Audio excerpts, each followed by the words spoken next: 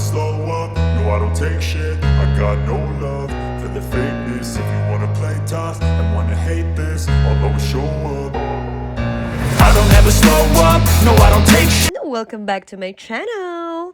In this video, I'm going to show you how to make a booking on trip.com for a flight from Manila to Bacolod. This is a new update, new booking for 2025. First, we will head to my Facebook page called JC Travel Escape, where our clients can message us for booking assistance. The link I provided in the caption below is a self-service option. But for those who need our help, just message us on our Facebook page. Okay, since we have found a cheaper rate on trip.com, we will book our clients from there. For example, to book a trip from Manila to Bacolod for January 16, we need to fill in the required fields on the platform. We will input the details of the trip, such as the destination and date, along with the number of passengers. The platform will then show us the cheapest rates, with the most affordable options appearing at the top of the list. Okay, then after conducting our search, we found a cheaper round-trip ticket. I mean, one-way ticket only, with Philippine, AirAsia, and Philippine Airlines for only 1,741 pesos. Isn't that cheap, guys? The best part about booking with trip.com is that you can see the difference in rates from multiple airlines, including AirAsia, Philippine Airlines, and Cebu Pacific, all in one place. By creating an account with trip.com, you can also earn trip coins that can be used to book future trips, saving money on your travel expenses. Isn't that...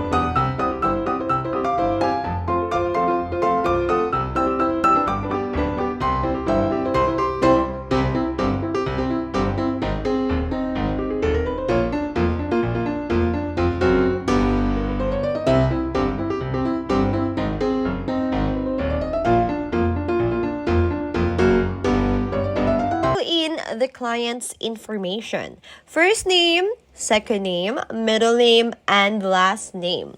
For the given name box, you will enter the first name and the second name. Fill in your first name along with your second name. Then in the last box, fill in your middle name and your last name and suffix.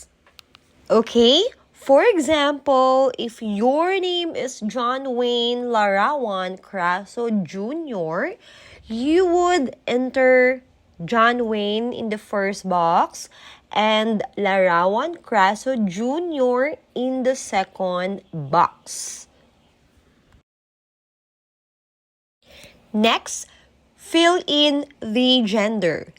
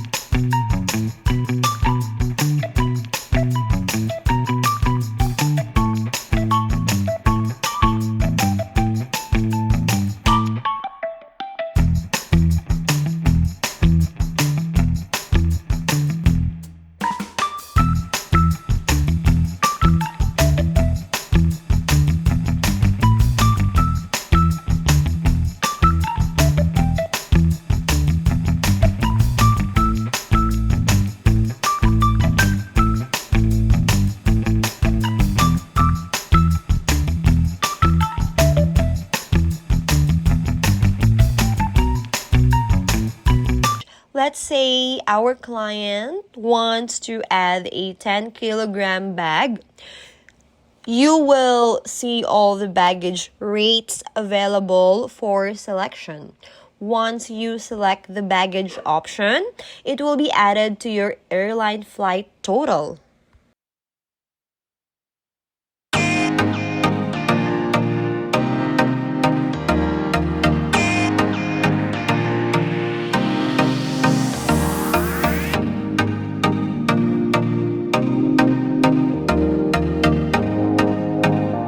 Since our client needed my assistance on this self-service website, guys, I will enter my name as their travel agent to assist further with their booking and provide guidance on how to check in upon departure.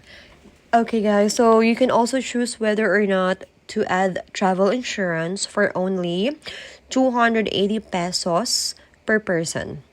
Now, you just need to select the next option. In this section, there's an updated feature from trip.com where they offer a refund option if your ticket is non-refundable. If you select this coverage for only 233 pesos per person, this is an amazing new update from trip.com.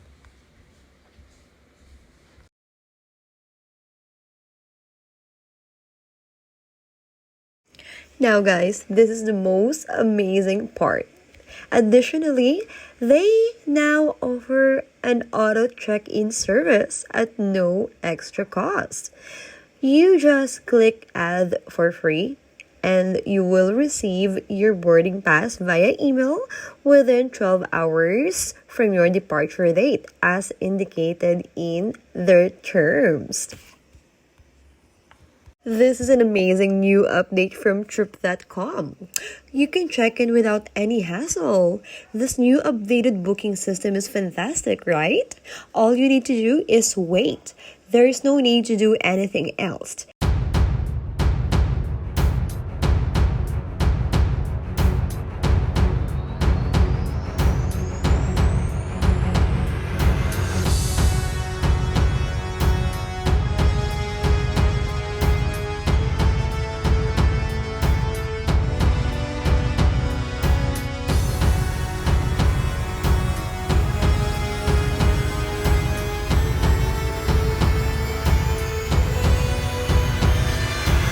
Additionally, Trip.com offers AirHelp Plus, a flight insurance program that compensates you for flight delays. You can choose between 3 coverage options.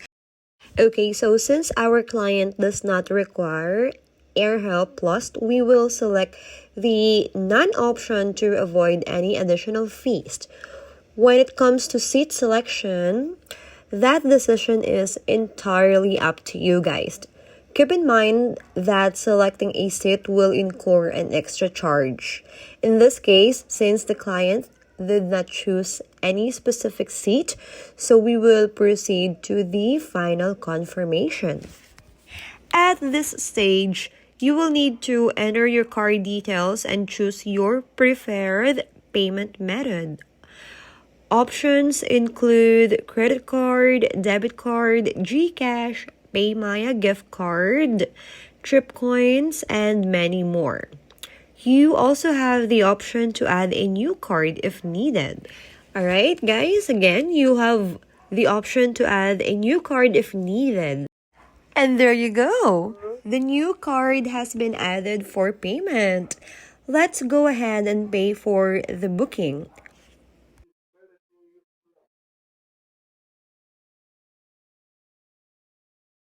Yay! Payment successful! Issuing ticket now! If you're interested in paying via GCash, guys, I have a separate video uploaded on my YouTube channel with complete instructions on how to pay using a GCash debit card. Once you have completed the payment, you will receive a confirmation email within a few minutes confirming your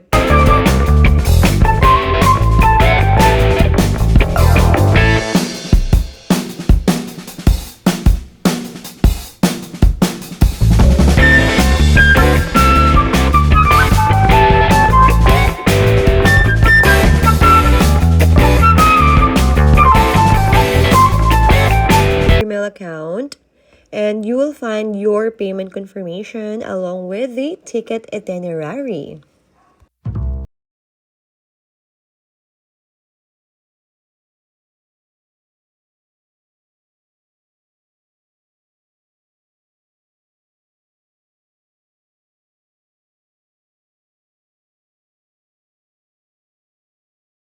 Have it, folks. That's how you make a booking with trip.com for a flight from Manila to Bacolod. It's so easy, right? If you found this video helpful, guys, please give it a thumbs up and subscribe to my channel for more travel tips and tricks. Thanks for watching. Bye!